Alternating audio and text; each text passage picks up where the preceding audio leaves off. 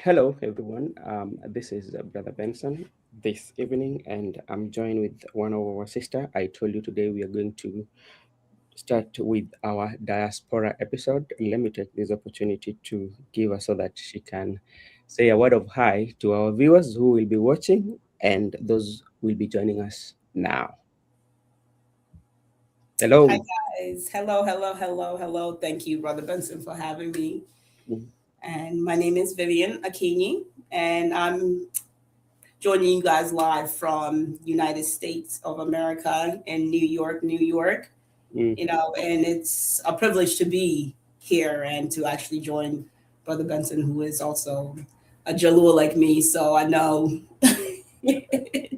I know that it's there. That's where we the vibe is vibing. So thank you for having me, Brother Benson, first and Okay. foremost. We are also taking this opportunity to thank you, especially to spare your time to be with us in this conversation. And you are the first person that we are hosting, especially on our diaspora episode, whereby we want to listen to voices from diaspora, especially when we look at what is happening in the country. So, to begin with, I know you're a Kenyan and you are interested in everything that is taking place in your home country. From where you sit, what can you say about the state of the country from where you sit, in your own opinion? It's heartbreaking. Yeah. From where I see it is heartbreaking. Then if I could break it down in a simple mathematic or simple anything, it's just heartbreaking. The conditions are very heartbreaking. So maybe if you can point out one thing that is worrying you about the state of Kenya, The the commodity. lack Yeah. the lack of daily essentials, the essential, that's I feel like that's what's heartbreaking. That, to see your own people not having the daily essentials of life, Mm. so that's what makes it heartbreaking. So Where do you think the problem lies? government. Mm. And so we have to start with the government. We have to look at our leaders. We have to look at who's in charge, who's the government. The government. So let's say, for instance, because like we are talking about the leadership of the country, we have um, those who have been given the opportunity, like the president or the administration of the day. The blame squarely lie on them. What about when you look at the opposition, those who are given that mandate to put the government on check? Are they doing better than, or they are still sluggish behind, or languishing behind in terms of accountability? Well, if I could say, for me, being all the way in the U.S., could see the conditions being heartbreaking and not being met from my eyes and my standards, then Yeah. no, they're not doing their job. It's terrifying. Even as a Kenyan citizen, to go visit there, it's terrifying to come visit a country in that condition. No, they're not doing their job. They're not Absolutely doing. not. So when you look at, what about the people who are elected, the legislators who are elected to also to present or to make sure that they fight for the people, and legislating or enacting good laws that can assist the people? Are the elective members of parliament doing great in the legislature? Well, you have two people. You have two types of people in government. You have people that are gonna fight for the people, and you have people that are gonna fight for themselves. So you got to choose your leaders wisely, and also while they're in power in those positions, you got to know who's fighting for you. So I just feel like, there are some leaders that are fighting for the people, and there are some that are just fighting for themselves and their pockets, and it's evident, in the conditions and the state. Go ahead. Sorry, I was going. I was going back to Facebook, and like, okay, go ahead. Thank you. Yeah, so like, you could just look at the state and the current Mm. conditions of where we are as a nation. They're not doing their job, and there's those leaders that are fighting, but there's not enough of them. Mm. And there's also not enough people that also are empathetic or even compassionate about others. Humans, we are also at fault. Number one, we are the problem. So, when you say that we are the problem, so who are these we? Are they the leadership or the citizen too? We human beings, period. Because we elect the leaders. We decide not to go elect the leaders. We are the problem. We decide not to care about others besides ourselves. So we got to look at ourselves first. We are the problem.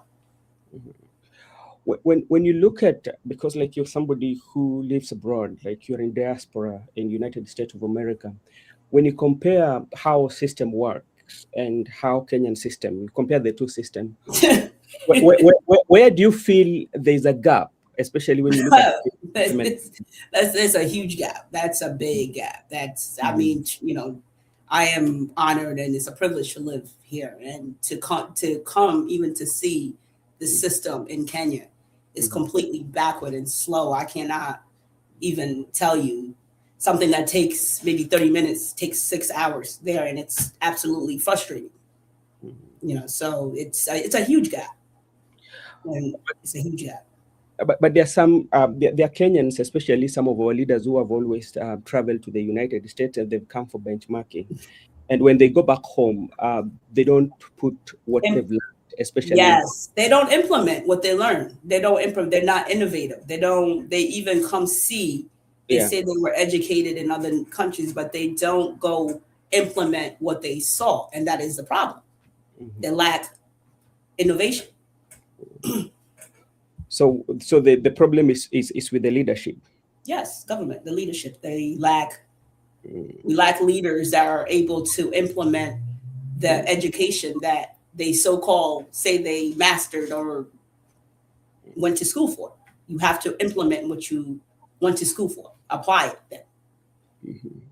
All right, thank you so much. I want to bring you back to 2024, especially in June, when young people came out, especially to advocate or to protest against some of the measures that were put in place by the government. As a Kenyan in diaspora, when you saw that was happening, what came to your mind?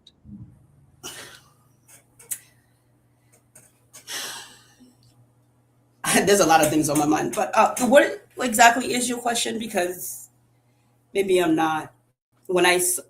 Take me back to the incident that you're talking about. I'm talking about the finance bill. That was a big issue, especially in Kenya. And this was a protest that was organized by the Gen Z. Right. That was brought up by our sister Sheila. I think I remember seeing it from Sheila. Yes.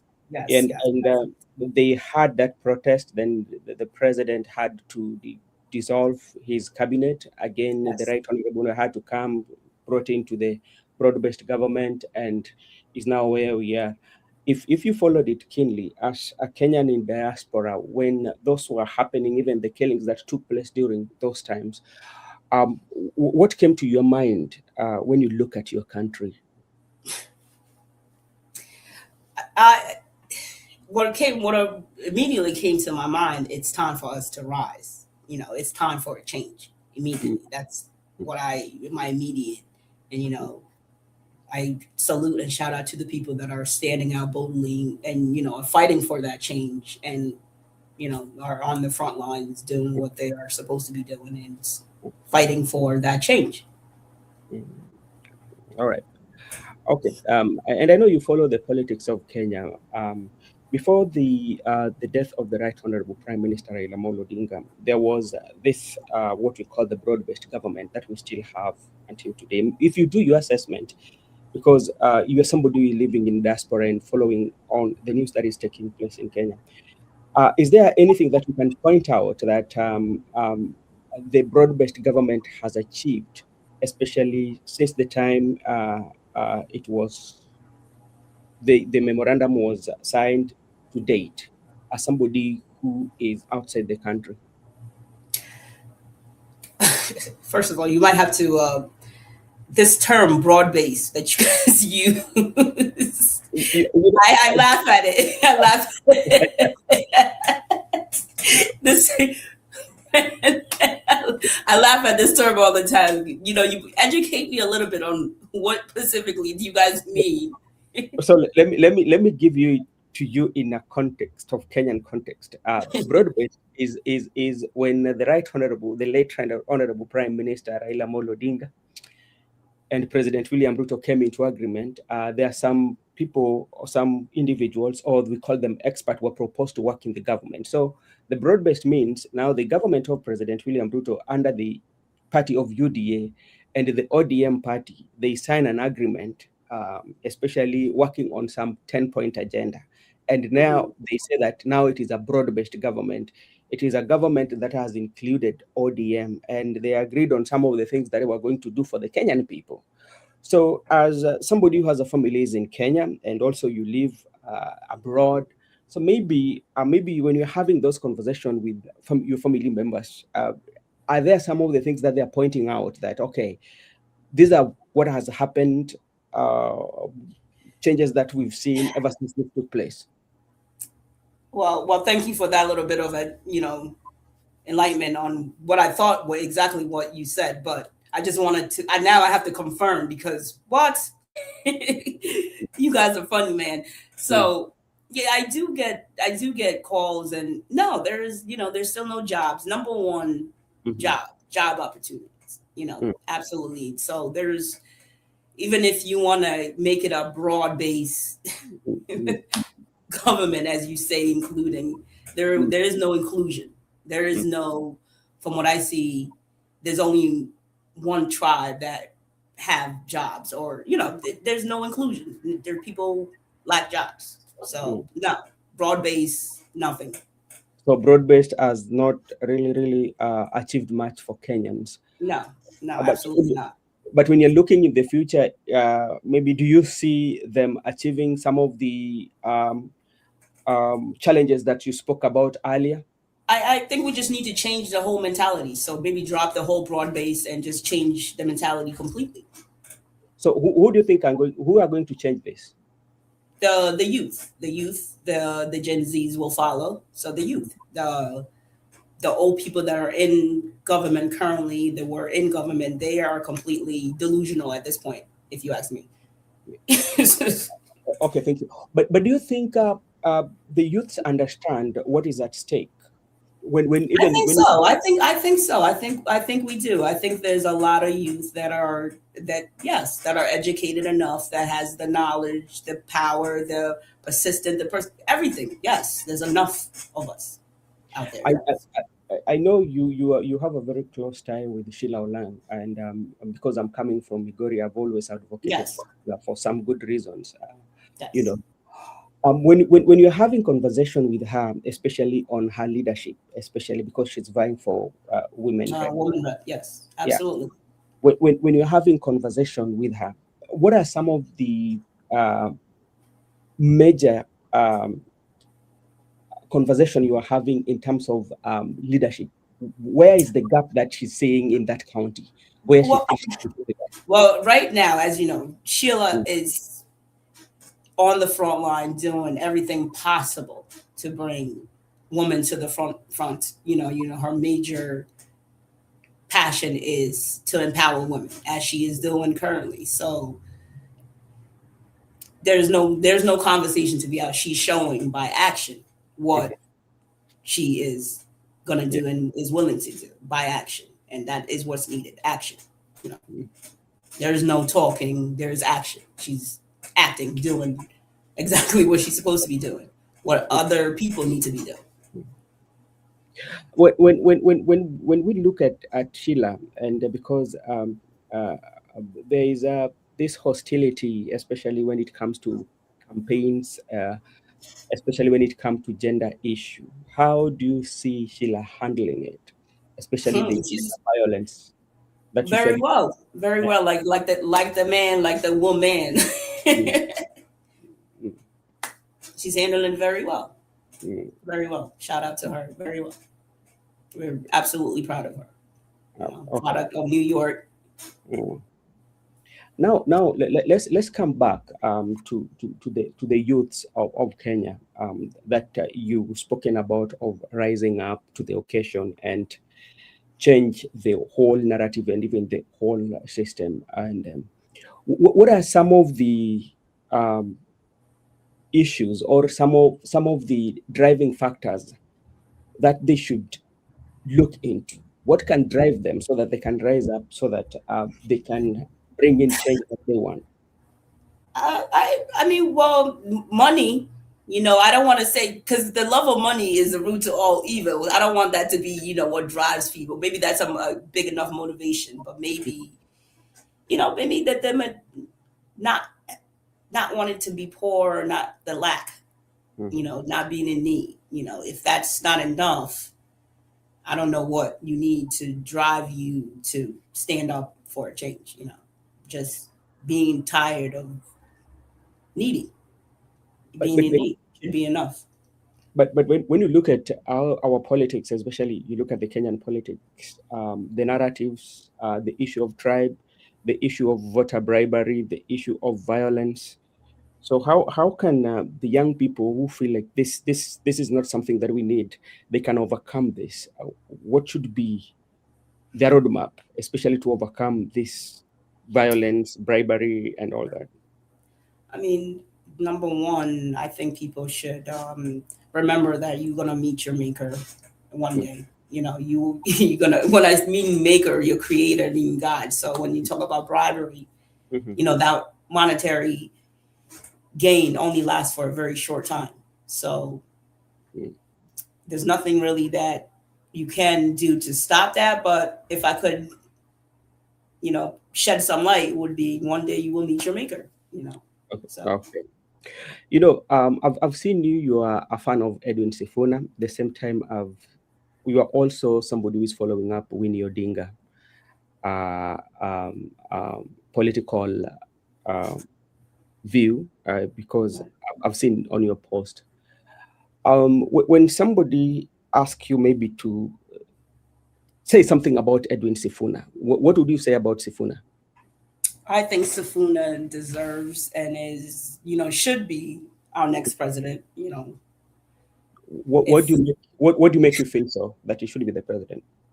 I just he has that passion, he has that drive.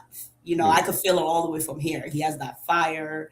mm, He's very vibrant. He's very knowledgeable of the law, and somebody like myself who background is in law can see and feel that passion. So I stand for with it, and especially when you have an eye for right and wrong, I just feel like he's the right choice. mhm. I would choose Winnie too, if if we were ready for that. So now you're talking. Okay, let's just before we come to winning, let's talk about Sifuna here, because like we know, for now Sifuna is one of those politicians who have very large following due to the Right. fact that the way he is speaking, because he speaks what is It's the truth the, boldly. yeah.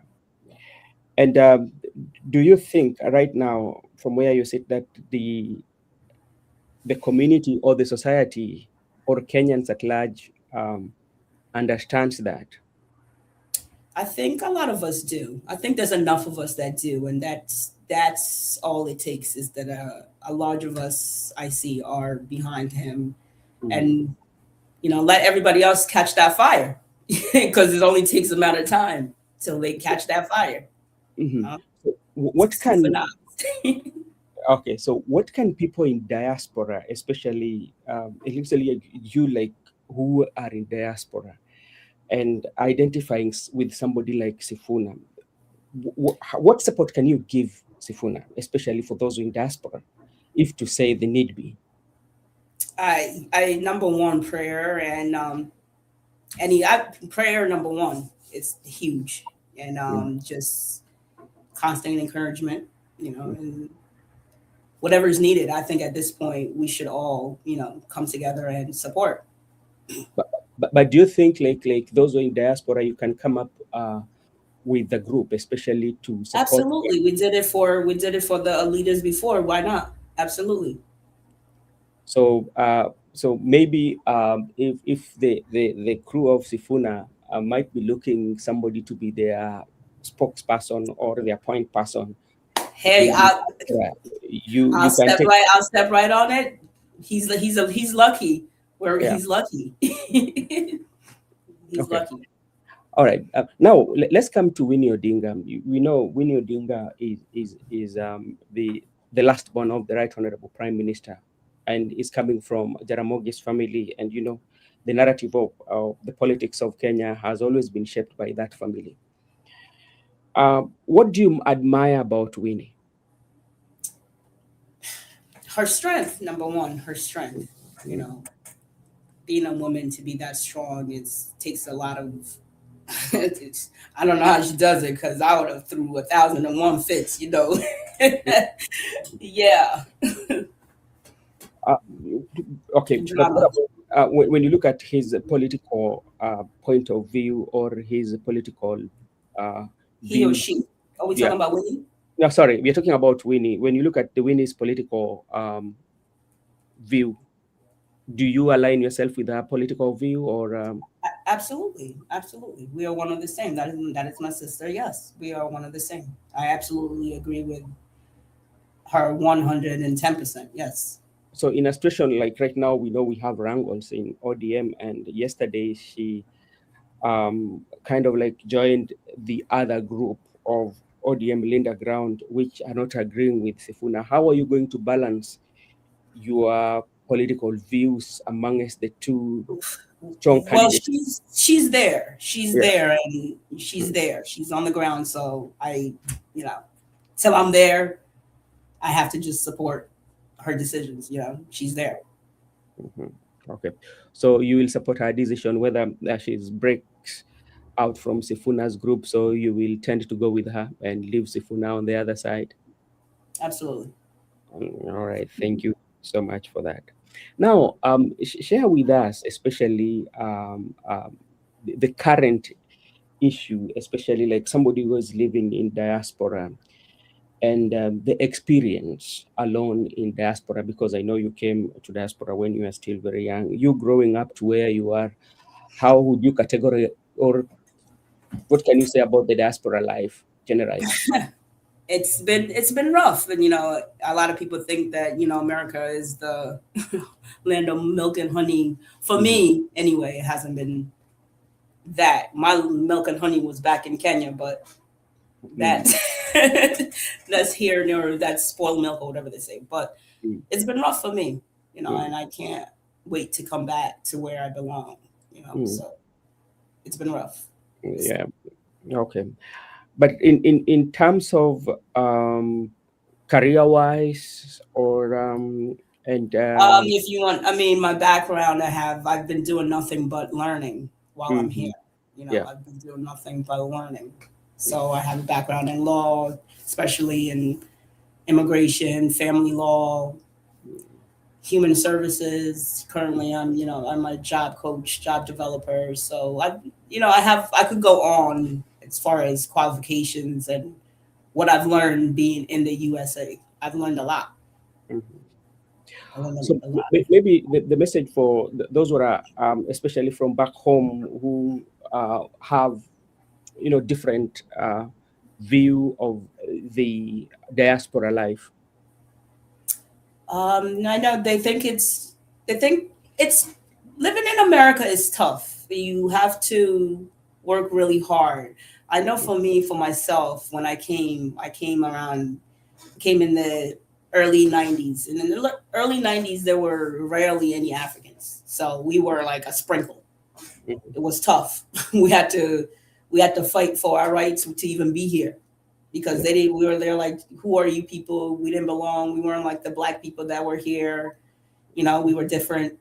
So Mhm. it was tough growing up as an African woman or a Kenyan woman living in America. It was tough Mhm. because we had to fight. We had, my English was what they call perfect or not like their English. So I had to perfect my English to be like theirs to be Okay. accepted, you know? So it Mm-hmm. was tough. It was tough. That is the accent. Yeah, You- the accent, so. Now I Mhm. face the other. Now Kenyans, I'm not Kenyan enough because my English is perfect. Oh, okay. Now, if you go to Kenya now, you even find it very difficult Yeah, now. yeah, yeah. It's very tough to identify with. So, but I love being dual. I love being dual. I love it. I love it. What do you love about Kenya, um, as compared to the diaspora where you are? That's where my heart is. That's where my heart is. Kenya is home. Kenya is where my heart is. That's the difference. That's where my people. That's where I identify with. That's where I Do belong. Okay, okay. That was just like Alfred Kidogo. Kidogo. Au- nikutoe kwa reli kidogo. Do you still speak Kiswahili or no? No, no, no. Angge man the luo kende, but Eh, Kiswahili ang pangayo. Pangayo. Mana sawa sawa. Sawa sawa. Jumbo, a little bit. But I'm a quick learner, so mm, give me a year, I'll know Swahili you will with the know right Swahili. teachers, the right people. Yeah. Mhm. Let's come back to our conversation, and we are looking at especially Kenyans who are in diaspora, especially what role can they play in terms of leadership and shaping the They country they in, could in step up and implement what they see, what they know is right here. Because I mean, even though like our current, we've gone through different government, whether a republic, whether you're Republican or a Democrat, we've gone through the ups and downs. But one thing you could say about America, whether you're a Democrat or Republican, they do a lot. There you have rights, and there's things that they could gain from the government here that they could implement there if they would just be step up. Mm.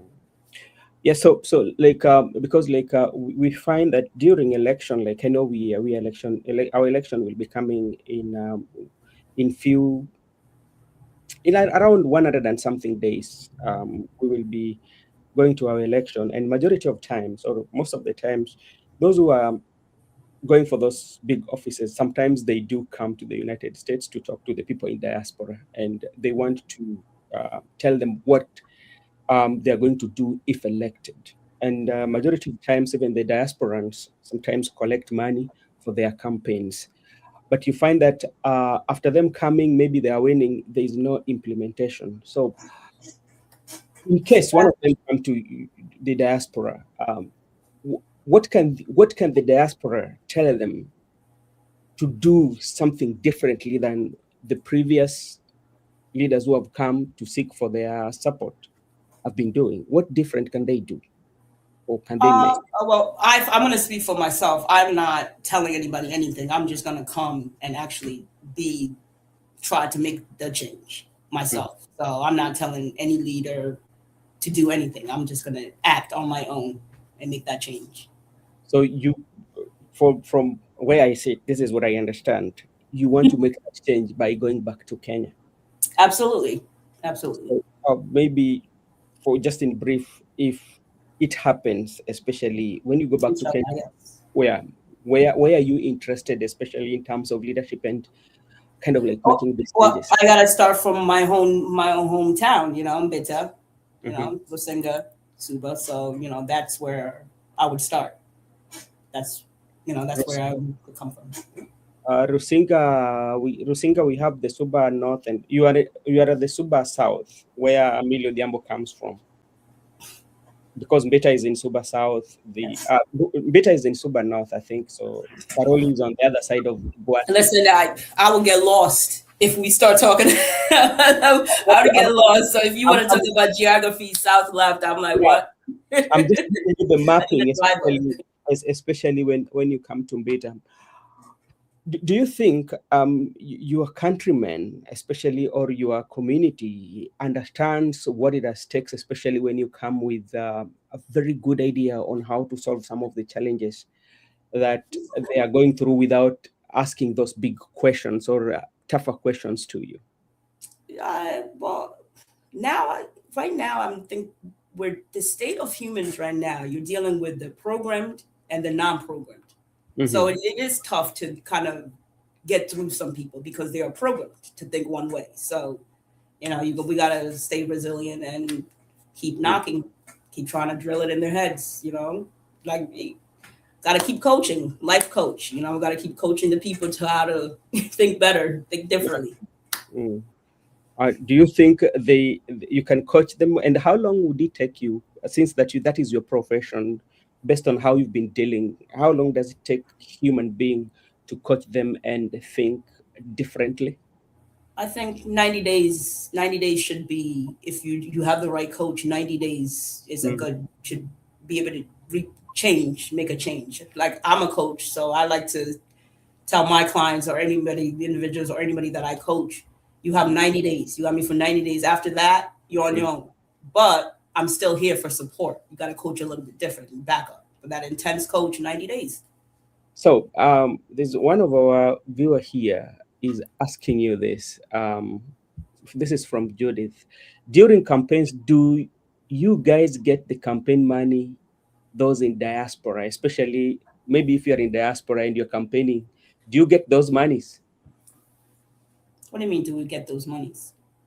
Well, maybe like Kenya, during the campaigns, there's this money that are being dished out to people. Do we get it or do we give it? We're the ones that are giving the money. What do you mean, do we get it? What kind of question is that? We're giving the money. We give the money. Maybe it's given to you because I know it's two-way traffic. You can be donated to you. Like we work. We work. I don't understand that question. Got to restate it. Okay, let's say Maybe I'm not understanding. Okay, let me refer, kind of like say like this. When you come to, especially in developed world, talking about the U.S. general election, U.S. any election, you find that the voters, the citizens, do campaign, do raise money funds for the people who are running. Yeah, Right. vis-a-vis the Kenya, what happens is that the somebody who is running is giving out the money. So that's Well, the difference. that's stealing votes. That's persuading votes.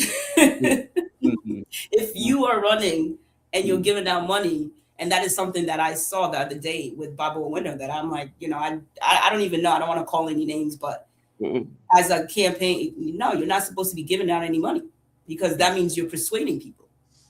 Or I don't know. Why would you be giving out money? You need the money. So what are you giving out money for? It depends from one thing that That's no. let me tell you something. What usually happens, especially when you come to different spheres or different environment of politics, is quite much different, especially when you look at American politics in terms of donating or giving out funds. Is quite much different with the Kenyan, especially because, like, if you look at Kenyan, what usually happens that the leaders tend to give out money. It's like a persuasion. They're persuading Yeah, you. no, a president or somebody in leadership, sorry to cut you off, could Yeah. donate to a charity or a fund. A donation is different from randomly picking. No. There's, but So how are you going? Let's say, for instance, now you've decided you've come home, and somebody would approach you from your area where you want to vie for, or you want to be their representative. They said, "Hello, this is what is happening. Could you please? I need such money for my school fee for my kid." How are you going to handle that? It is not going to be one, it, but maybe 10 of them. it's not going to be out of my pocket because we should have resources where we could direct people Mm-hmm. to go get that kind of help. It's not going to be me handing you 1,000 shillings out of my pocket to here because I can't fix everybody's problem. Then everybody's going to be coming. But there should be some kind of bank, some kind of resources where Mm. people could be pointed if they need Mm-hmm. funds for schools. Yes, You know, but and that is I don't know. It is true that there are people or there are departments that is given that responsibility to make sure right, the citizens go to school, but you right. find that in the country is quite much They give different. it right. They give it to their own people. They don't distribute it the right way. They don't even display it. Some people don't even know about it. That those funds are available. So there's got to be a change. There's people that don't even have internet. So if they don't have internet to be able to access these resources, how do they know there's a resource for school funding? Mm. So Ooh, that one my still battery is brings running low. us to about the leadership that Right. we still have problem to do with the leadership, especially in Kenya. Let's talk about Babu Owino, and it seems that you have different view or on Babu Owino. What what what what view do you have about Babu Owino? I th- I just feel he's not. I've never met him, but I like to think I'm a great profiler, and judging Mm, by his actions and just profiling him, he just doesn't seem too honest. mhm, There's layers. He has layers, and mhm, trying to, as a leader, people we shouldn't have to have layers, multiple layers to take off. You shouldn't have multiple faces. It should be one way. We know but like, you're blue or red. oh, okay, but if you look at is among the leaders, especially younger leaders, that people tend to follow, or he tend to have Right, because larger he's following. very persuasive. He's very persuasive. He's a good attorney, but Mm, there are attorneys that are way better than him that could see beyond the facade and mm, the you can't persuade everybody. mhm. So maybe what can you point out that is making you know to put him amongst the best, or amongst the best that can change the leadership of the country? He uses basic logic, and we need people with higher thinking. Hmm. And to me, that's what I think. He uses basic logic, and we need higher thinking. So Hmm. All right. Okay. Now let's come to the ODM party. I believe this is a party that always you followed his its politics and where it is currently. Currently, ODM is experiencing that leadership wrangles. At the same time, they are working with the government, especially if you are given the opportunity at least to give some advice. What can you give to their leadership? What can you say about their leadership of ODM currently? As who's a the leader? Who's the leader of ODM? Oburu Odinga Daktari. He needs to take a nap. Oburu is a I will youth. tell him to go take a nap. Go take a time out. You know, put him in time. Oburu is a youth leader. He's a youth. Whew. No, let me be nice. Yeah. I mean, there's really not much to say. I think it's being said in its own where nobody's happy with the current state of where ODM is. But we are ODM, so we're gonna stand by. We're gonna stand by and stand strong, and we're gonna see where it's gonna head. But currently our leader needs to go take a nap. He got to go with Ruto. So Why do you think they do not want to give younger leaders an opportunity to be at the steering wheel of the party? maybe because they're selfish. I think maybe they're really trying to make it to their last days with their pockets heavy. It has to be because it makes Mm, no sense. It makes mm. no sense. So, Makes no and that one, sense. and what can you say about your governor, Gladys Wanga? I don't even know her. So that goes to show that she's not even making any. Don't even. Sorry. I know Mm, her a little bit. Let me give her some. I know a little bit, but mm, yeah. okay. All right. Okay. Thank you so much. Now, when are you coming home so that we can prepare to launch your project or to launch your candidate?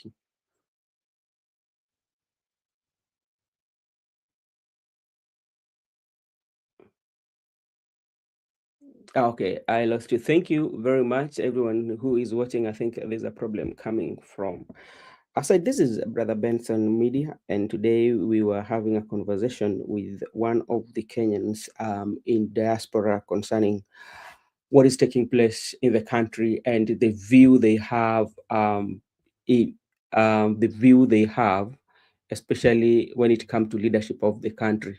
So that is where we are. We are still waiting for her. If she comes back, tutaendelea na mazungumzo. Thank you so much, everyone, as we still wait for her to come back to the show. There's a quite development that I saw, and I think somebody should confirm to me.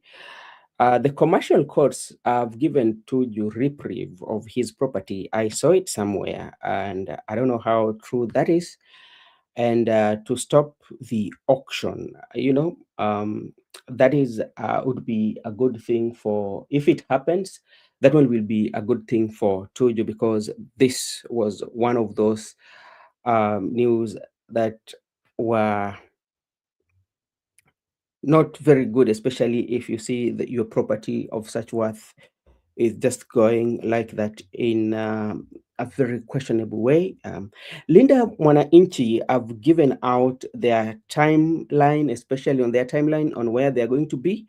And they are going to be this Sunday, they are going to be in Narok, and we will witness how the Maasai warriors or the people from Olentutu, alikuwa naitwa Olentimama side, will be responding to the Linda ground, whether it will be massive or it will flop. So that is something that we will be looking at too. Let me go on the trending issue.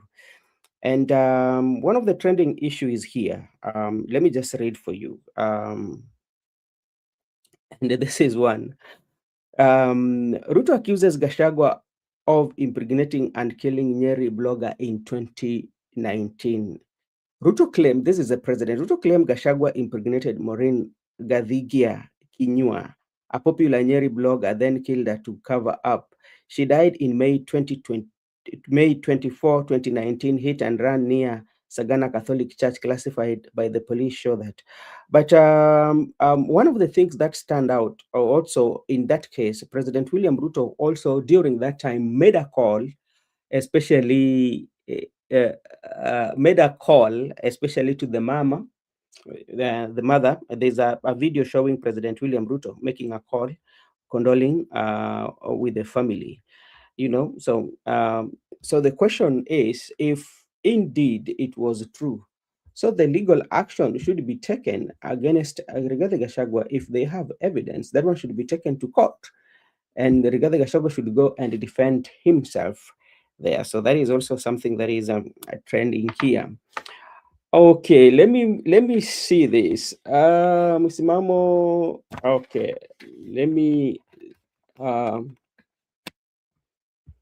As I read, I'll send you a link now. Kaka, nipatie tu nafasi tu kidogo tu nikutumie link yetu, then tukue hapo. Okay, the link is there, so you can join me, my brother, so that we can have a discussion here for a few minutes before we wind up. So that is something that is there. There was also high political octane whereby there was a body shaming, both president and yes, the two young brothers of mine. One, Makobura, they are having a funeral. Makobura will be traveling tonight to Nyakach.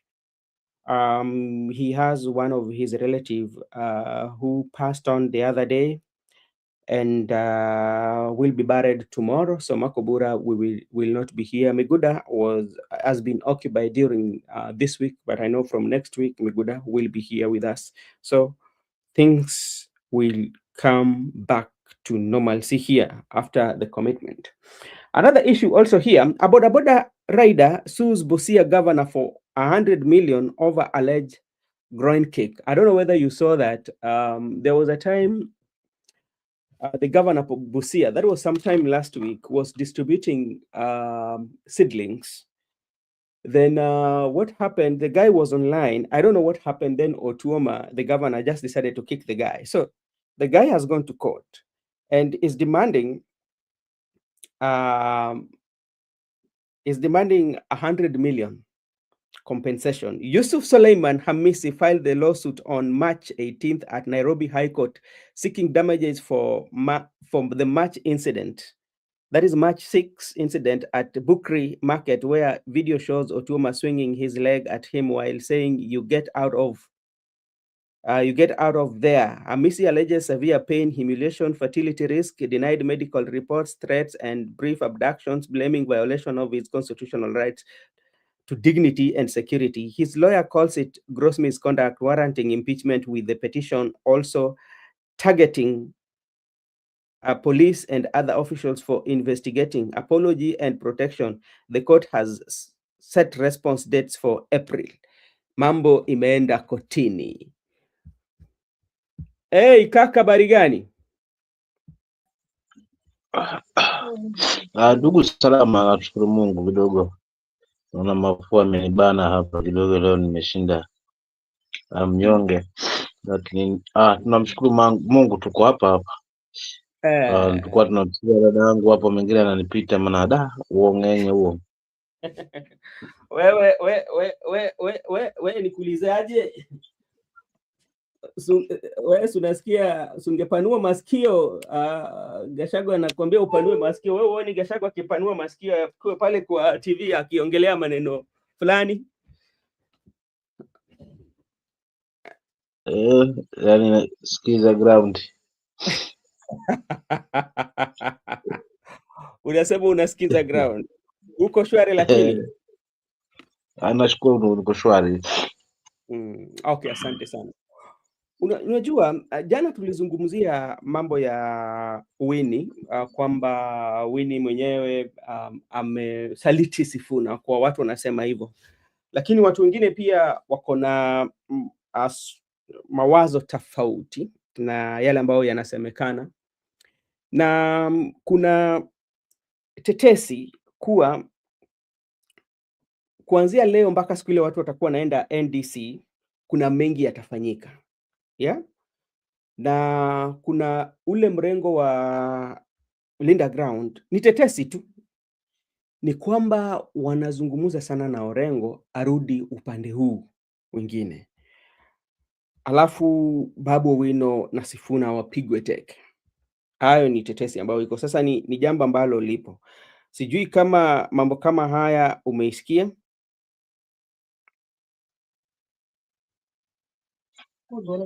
Kiukweli sijasikia, lakini sidhani kama Orengo watakamilisha, kwa sababu yeye ndio baba upande huu. Au akina Sifuna na akina Babu wote wanamtegemea mzee Orengo kwa kweli. Lakini vile vile naamini kwamba hatajishusha hadhi na kuweza kuonekana msaliti kwa kuweza kuwasaliti hawa ndugu zake ambao wameanza nao waswa Linda Mwananchi. So kwa kweli labda kama kuna huo mpango upo, labda pengine upo, kwa sababu akitoka kule kama atajiunga huku na kama alivyofanya Winnie, basi akina Sifuna ni kama watakuwa wamemalizwa mazima, kwa sababu viongozi ni kama watakuwa wamepata mbavu kidogo ya kuweza kujipiga kifua. Lakini kiukweli ni kwamba Winnie, kama nilivyotangulia jana kusema, kwamba tutapata majibu kesho. Maana msemo mpweke siku zote hakosi. Kwa hiyo ni shairi dhahiri kwamba Winnie ameamua kujiunga upande ule ambako wazazi wake na familia yake ipo, hususan mama yake na mume wake mkubwa akiwa party leader, mama yake akiwa ambassador, basi wamefungamana huko. So lazima unakuta babu ameeleza kabisa kwamba jamangu hiyo ni hako ni kaziwa tu kidogo, hakata kutosheleza aswa kuzunguka vya kutosha.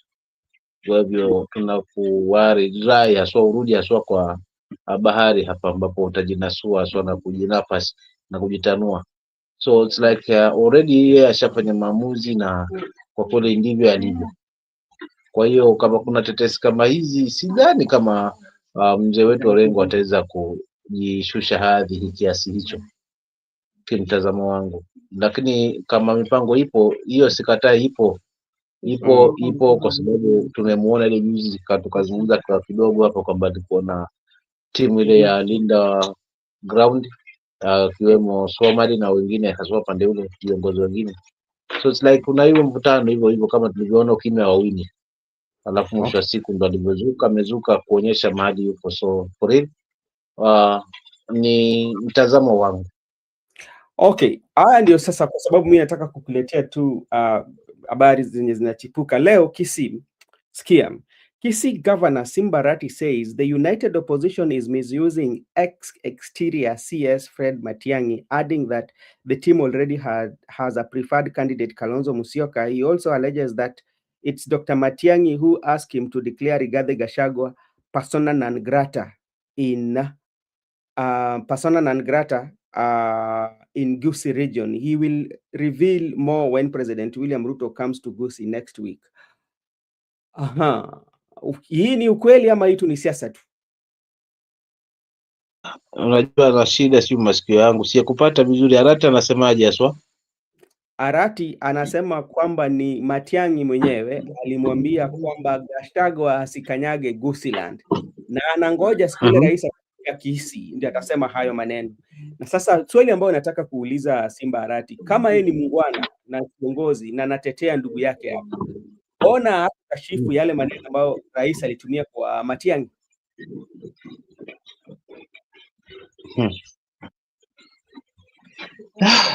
Hapo napo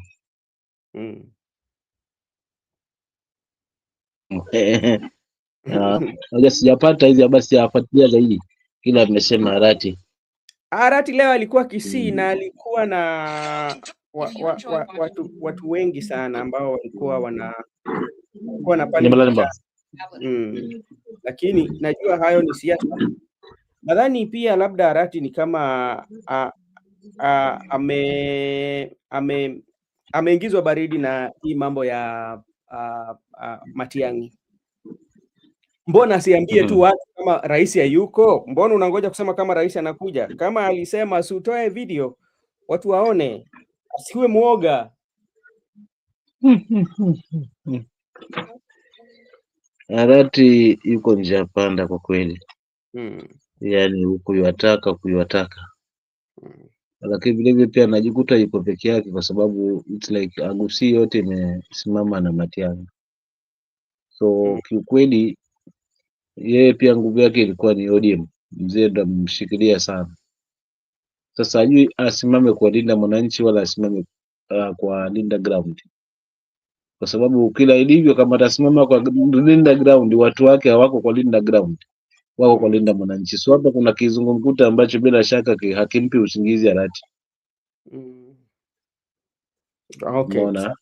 Sawa. Kwa sababu ingekuwa mfano pengine ya Gusiiland imegawa katikati, pengine kuna fungu ambalo liko pande huko, kwa sababu hakuna kiongozi ambao wanahisi kwamba huenda simama aswa katika kiti ngazi ya urais. Yaani ni ile nomba ilikuwa nayo, maybe hapo Arati angekuwa kidogo na shavu.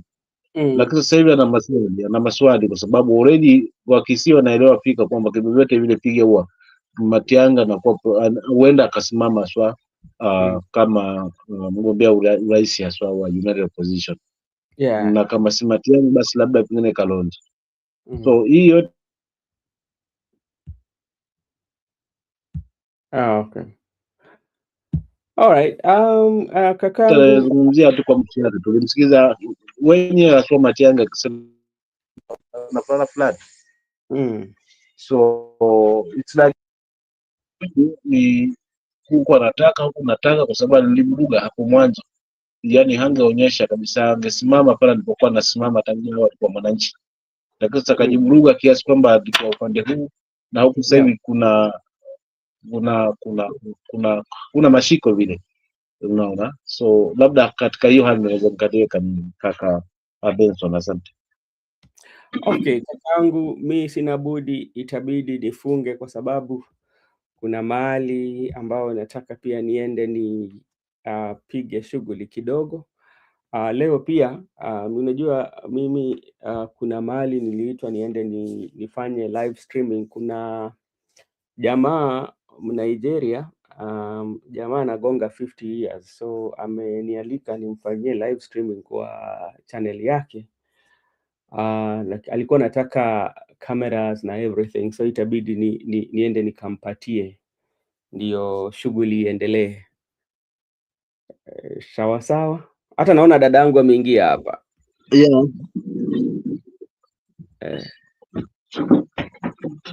Hello. Hello, how are you doing?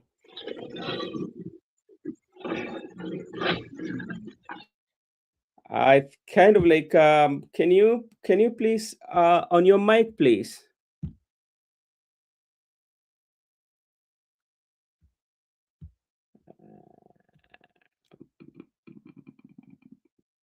I cannot still get you. There's a problem with your mics.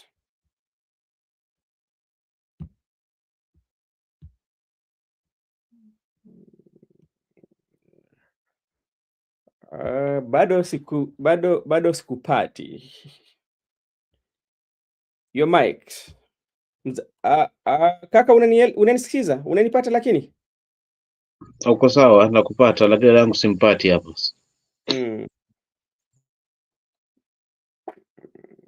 Okay, there's a problem with the mic. Let me see what.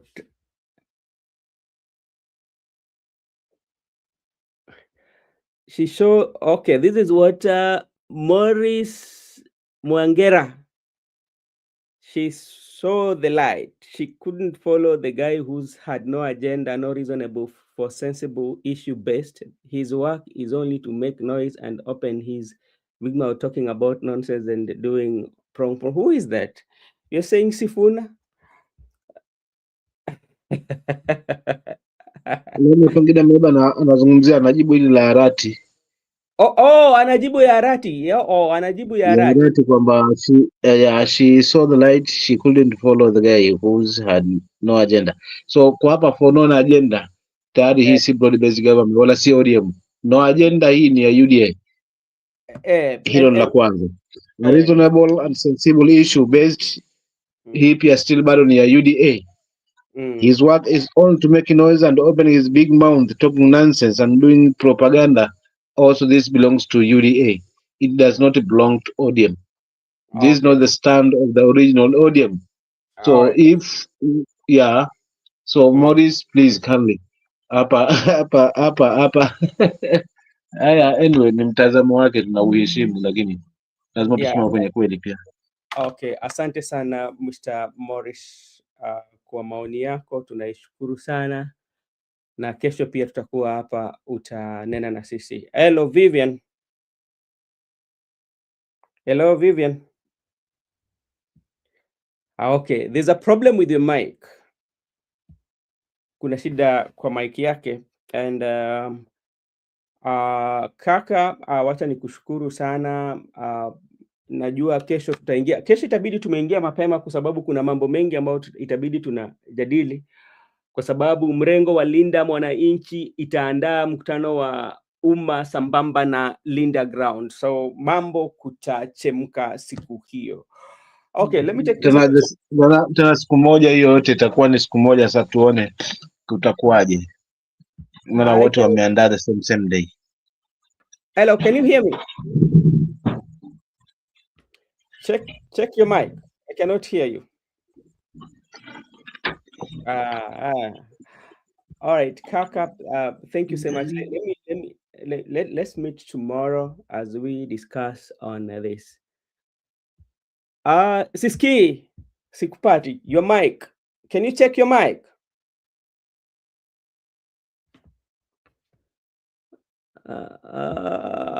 Kindly check your mic. Let me see what Maurice Nabado, you remember Maraga, Matiangi na Gachagua, to pull crowds do not amount to votes. Okay. All right, we'll see what happens. Let me try to reach you. And